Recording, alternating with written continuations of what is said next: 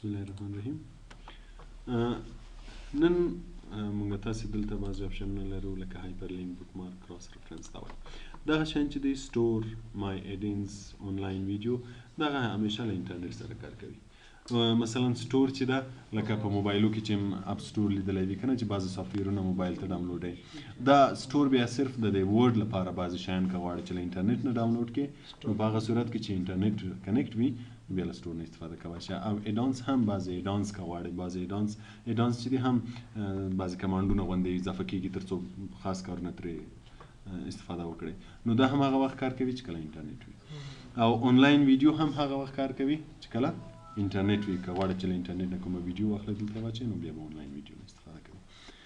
او وروسته راځو لینکس ته. دا شیان نو انټرنیټ سره کار نه لري. په دې کې اول د هایپرلینک. هایپرلینک کله غواړئ چې یو فایل له ورډ سره وصل کړئ. مثلا زه یو ټیبل جوړوم یا مې یو کارډز لیکلي دي، دلته مې د علي معلومات لیکلي دي او وړاندې مې د احمد معلومات لیکلي دي. اوس ځان چې کله په دې احمد باندې زه کلیک وکړم د دې احمد معلومات ما په بل فایل کې اچولي وي، یا مثلا اکسل فایل وي یا عکس وي، بعضې نورو پروګرامو سره که زه غواړم چې دا وصل کړم چې کله زه دا کلیک کړم هغه یې راخلاص شي. نو په هغه صورت کې بیا موږ دې ته هایپرلینک ورکوو. دا به سلیکټ کو، هایپرلینک به کلیک کو، فایل چې هر چیرته وي له دې ځای نه انتخاب کړه، اوکې کړه، دا به خلاص کړي. مثلا زه ورته وایم چې اف ډرایو کې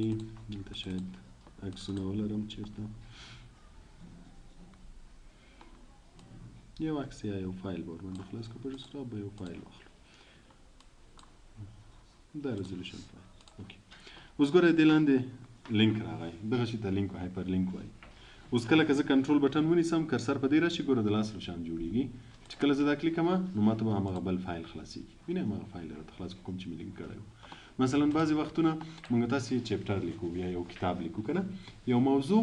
د یو کتاب نه اخیستې یا د یو بل ځای نه اخیستې، بیا حواله ورکوي چې مثلا دا موضوع ما فلاني ځای نه اخیستی که نه، نو بیا وینئ هایپرلینک ورکوي چې کله کلیک پې ووهئ هماغه ځای هماغه فایل به ته خلاصوي. مثلا زه دې ته یوه حواله ورکوم چې علي څوک ده، یو فایل ورسره لینک کوم، که څوک دلته پوه نه شي بیا هم حواله ګوري نو کلیک به پې کوي، هغه معلومات به هم ورته راځي. نو کوم کله غوښتل چې په یو خط باندې یو فایل لینک کړئ نو بیا به له هایپرلینک نه استفاده کوئ. خط به انتخاب کړئ، هایپرلینک به کلیک کړئ، فایل چې هر چیرته وي هماغه فایل به کلیک کړئ، اوکې به کړئ، خلاص ورسره لینک کېږي. مثلا زه بیا هم دا فایل لینک کوم، اوکې کوم. ګوره دې لاندې انډرلاین راغی، چې کله کرسر ورباندې کېږدئ نو دلته هغه ادرس به لیکلی وي چې کوم فایل ورسره لینک کړه په کوم ځای کې ده. سی ډرایو یوزر کې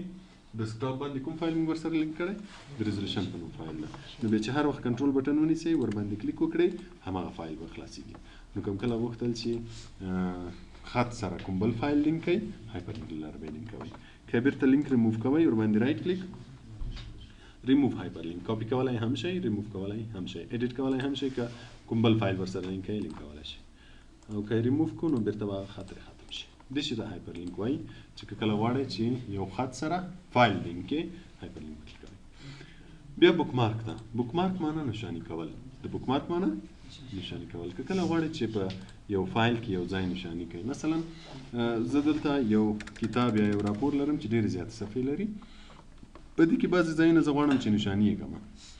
یا داسې نشاني کړم چې مثلا دا ځای ما ویلی ده، یا داسې نشاني کړم چې هغه ځای مې ډېر پکارېږي نو ورته په اسانۍ سره راشم. نو کوم غوښتل چې کوم ځای په دې فایل کې نشاني کړئ بک مارک نه به استفاده کوئ. مثلا دا یو صفحه ده، د درېیمه صفحه، فعلا مې پیج 3 کې مې بعضې ډیټیلز لیکلي معلومات، زه غواړم چې دا صفحه نشاني کړم چې یعنې هر وخت مې ضرورت شي دې صفحې ته ډېر په اسانۍ سره راتلی وشم. فقط هر ځای چې غواړئ نشاني یې کوئ، یو خط یې انتخاب کړئ او دلته راشئ بک مارک کلیک کړئ. بک مارک چې کلیک کړو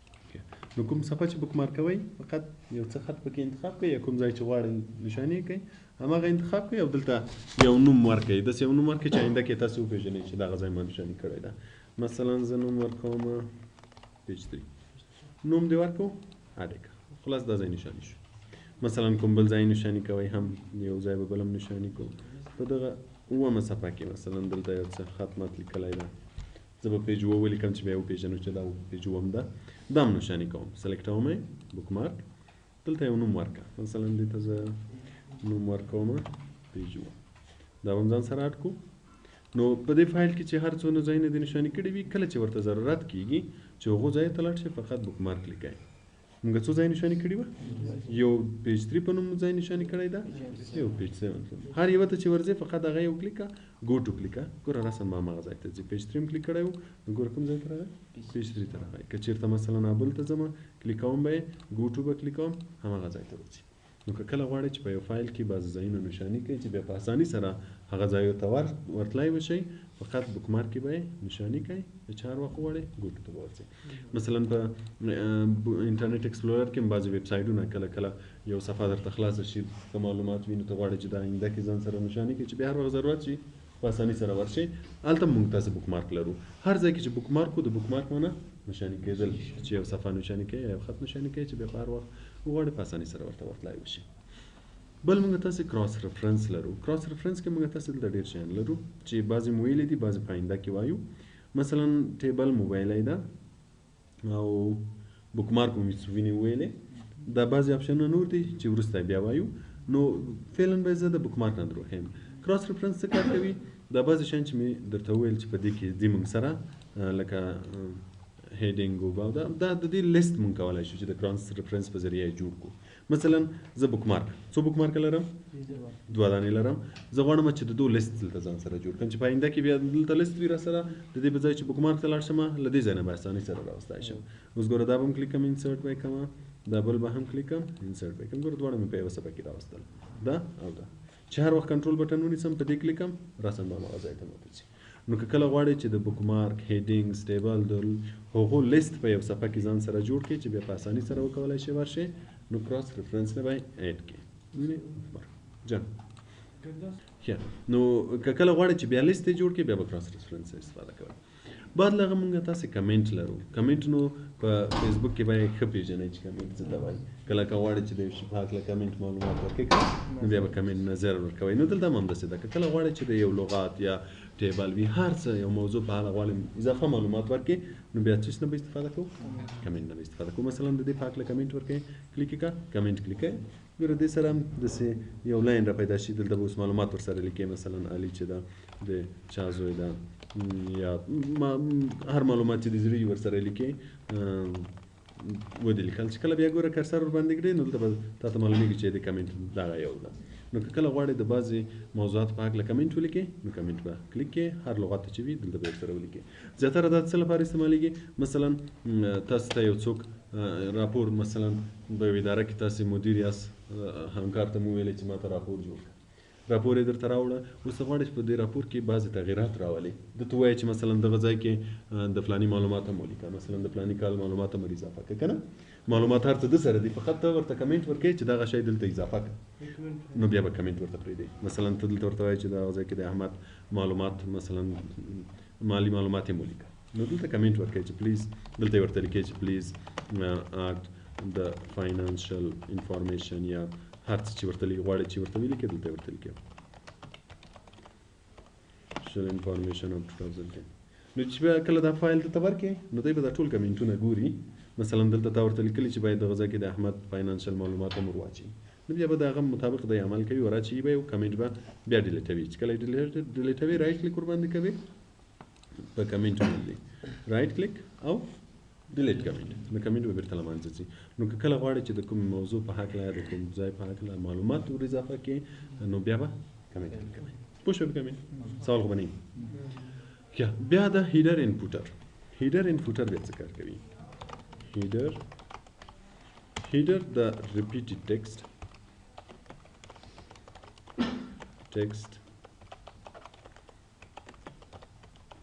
at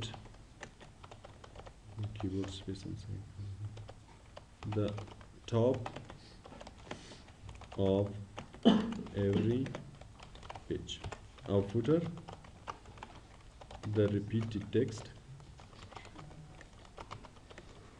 at the bottom of every page. هیډر فوټر کله چې غواړئ چې د صفحې په سر کې یا د صفحې په آخر کې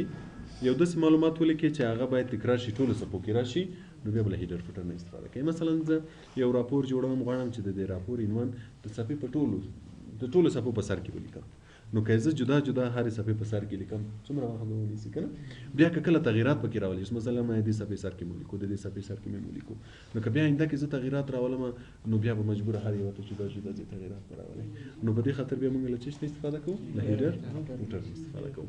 هیډر صفحې په سر کې راځي او فوټر د صفحې لاندې راځي اپشنونه یې نور یو شی دي نو که هیډر کلیک کوي هیډر کلیک او که فوټر کلیک کوي فوټر نو زه غواړم چې هیډر کې یو مثلا یو نوم ور اضافه کړم نوم په کوم ځای کې په دغه ځای کې یعنی د صفحې په لیفټ حصہ کې په دې ځای کې یا مثلا درې ځای چې لیفټ هم شي سنټر هم شي او منځ هم شي هر ځای کې چې غواړئ مثلا زه د لیفټ کې کلیک کوم دغه ځای کې ګوره یو لاین اضافه کیږي دلته ورسره هیډر لیکل کیږي نو که زه دلته اوس هر شی ولیکم دا به د ټولو صفحو په سر کې راځي مثلا زه دلته لیکم چې فاینانشل ریپورټ of 2018 دا مې ولیکل اوس کله زه دلته کلوز هیډر ان فوټر لیکم اوس ګوره دا به د ټولو صفحو په سر کې خپله لیکلی وي وینئ چې هر څومره صفحې نوي اضافه کوئ هم به دا شی پکې راځي اوس مثلا موږ تاسې دلته 7 صفحې لرو چې کله زه انټر وهم بله نوې صفحه اخلم هغه کې به هم لیکلی وي نو که کله غواړئ چې یو خط د ټولو صفحو په سر کې راشي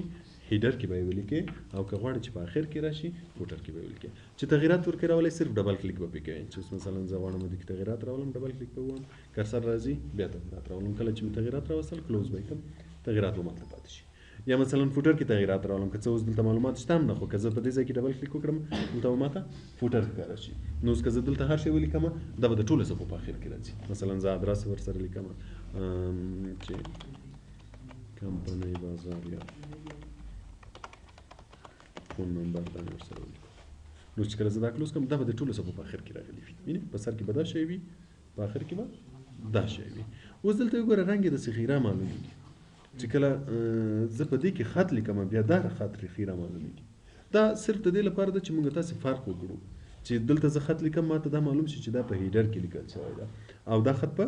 فوټر کې لیکل شوی او چې کله زه په هیډر او فوټر کې کار کوم نو ماته معلوم شي چې دغه خط د صفحې خط ده هیډر او فوټر خط مربوط نه ده نو په دې خاطر چې کله زه په هیډر فوټر کې کار کوم دا خیره ښکاري او که چیرته دلته کار کوم هغه خیره ښکاري خو که کله پرنټو بیا دواړه یو قسم ښکاري دواړه به همداسې ته ښکاري دا صرف د دې لپاره چې موږ تاسې دلته فرق وکړای شو نو خط د هیډر فوټر خیره ښکاري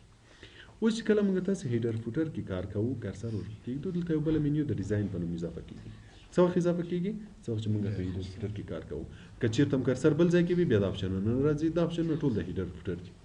مثلا که غواړئ چې هیډر کې بیا تغیرات راولئ نو هیډر نه استفاده کوو که غواړئ چې فوټر کې تغیرات راولئ فوټر مثلا هیډر کې زه غواړم چې اوس مخکې مې دا یو کلیک کړی و خط یې دلته لیکلی ده زه غواړم چې 3 ځایو کې خط ولیکل شي نو وینه دلته به هم خط لیکلی شم هلته به هم لیکلی شم دلته به هم لیکلی شم یا مثلا دغه ټول د هیډر ډیزاینونه دي غواړئ چې له دونه استفاده وکړئ مثلا دا یو کلیک کوم اوس ګورم هغه ډیزاین به شي فقط دلته به عنوان ور بدل کړم او دلته به تاریخ پکې ولیکم ډیزاین به پکې تیار وي نو اوس به وینئ دا ډیزاین ټولو صفحو په سر کې او د فوټر لپاره به بیا دا دویم کلیک کوئ دا د کې ماسه ډیزاینونه هر څه چې د هیډر لپاره دي فوټر لپاره هم شته خو صرف دا به لاندې راځي او هغه به سر کې راځي که بیا تغیرات راولئ کلیک یې کړه که چیرې ایډیټ هیډر کلیک وکړو کرسر بیا هم دلته راځي مثلا که کرسر نه راته ایډیټ هیډر کلیک کوئ کرسر همالته راځي تغیرات پکې راولئ او که ریموو هیډر کلیک یې هیډر به ترې ریموو شي راسره ډیلیټ بټن باندې هم کولی شئ چې سلیکټ یې کړئ ډیلیټ یې کړئ او ریموو هیډر چې کلیک یې هم به ریموو شي او سیف سلیکشن ټو هیډر ګیلري که چیرې موږ تاسې دلته یو ډیزاین جوړ کړو او غواړو چې د همیشه لپاره یې وساتو نو بیا د دې هم استفاده کوو چې دا اپشن نو مخته بیا راځي بیا به یې وایو نو دلته دا د فوټر لپاره شول مثلا که غواړئ چې فوټر یو ډیزاین ولري نو بیا به له دې نه استفاده کوئ هر ډیزاین چې ورته ورکوئ مثلا زه دا ډیزاین ګوره ورکړم نو دا ډیزاین ولري چې کلوز یې کړم اوس به ګوره دا ډیزاین ولري بیا تغیرات راولئ ډبل کلیک بیا دلته راځو که غواړئ چې بیا تغیرات راولئ ایډیټ کلیک کوئ نو کرسر به دلته راشي تغیرات به راولئ او که یې ریموو کوئ ریموو فوټر هغه شی چې پکې ډیزاین کړي وي هر څه چې وي هغه به ریموو شي بل پیج نمبر که غواړئ چې د صفحې نمبر هم اضافه کړي اوس مثلا موږ تاسې یو کتاب یا چپټر جوړوو په هغه کې پیج نمبر وي اول 2 3 دا خو خپله نشي لیکل کېدای مثلا یو کتاب 100 صفحې وي ته پکې ولیکې هم به زیات وخت واخلي کله که یو صفحه ترې ډیلیټ بیا به نمبر له سره لیکي داسې خو ډېر جنجال کېږي نو موږ تاسې څه شي نه استفاده کوو پیج نمبر نه هغه هم په هیډر فوټر کې نو چې کله دا کلیک یې دلته موږ سره بیا ټاپ اف پیج ده او بوټم اف پیج ده ټاپ اف پیج مطلب دا چې د پیج په سر کې په هیډر کې راشي او بوټم اف پیج مطلب لاندې په فوټر کې راشي نو ستا خواږه ته چې نمبر چیرته غواړئ مثلا زه په فوټر کې په کوم ځای کې غواړم کدا کلیک کې لیفت کې به وي سنټر کې به وي او رائټ کې به وي دلته بعضې نور ډیزاینونه هم لري که غواړئ چې له دو ډیزاینونو استفاده وکړئ هم مثلا زه دا یو کلیک کوم اوس ګوره نمبر به په ټولو څپو کې خپله راشي وینئ یو دوه نمبر به خپله راشي چې کله موږ تاسې صفحه اضافه کوو نمبر به خپله ور اضافه کېږي نو که کله غواړئ چې نمبر راشي فقط هیډر فوټر کې به ډبل کلیک وکړئ که دې په سر کې غوښته ټاپ اف پیج که دې په لاندې غوښته بیا بوټم پیج او که دې په پیج مارجنز کې غوښتل چې په دې مارجنز کې راشي بیا به له دونه استفاده کوي مثلا ګوره زه دا کلیک کوم وینئ پیج مارجنز کې به دلته پیج 1 ولیکل شي وینئ پیج 2 نو که کله غواړئ چې په مارجنز کې راشي نو بیا به پیج مارجنز کلیک کوئ او که غواړئ چې په همدو کې تغیرات راولئ مثلا زه دا یو بیا کلیک کوم دلته پیج نمبر لیکم یا دا راسم ترې ډیلیټوم وینئ ډیلیټ بټن دا هم ډیلیټوم دلته یې لیکم نو بیا کرنټ بل د فارمټ پیج نمبر که غواړئ چې پیج نمبرینګ کې تغییر راولئ مثلا اوس دلته ګوره عدد لیکل شوی 1 2 3 که نه که زه غواړم چې دا چینج شي مثلا ای بي سي ولیکل شي یا لاتیني ولیکل شي یا الفبیتي ولیکل شي نو په هغه صورت کې به بیا له فارمټ پیج نمبر نه استفاده کوو فارمټ پیج نمبر به کلیک کوئ دلته موږ تاسو سره مختلف فارمټونه شته مثلا زه ای بي سي کلیک کوم اوکې کوم اوس به د دو په ځای د یو دوه درې په ځای ای بي سي ولیکل شي یا مثلا لاتیني هر